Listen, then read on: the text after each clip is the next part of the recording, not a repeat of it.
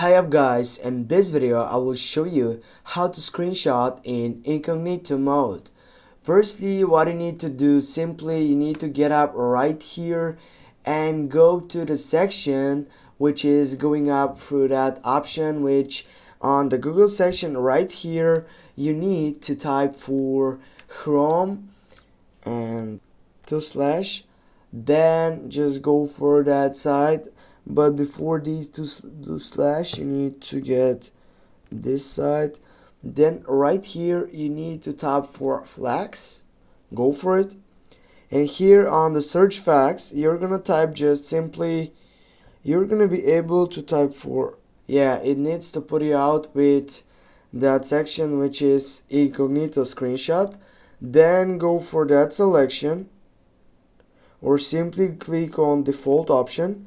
In here what you need to do, you need just to tap on enabled, and then guys you're gonna be able to get up that screenshot section.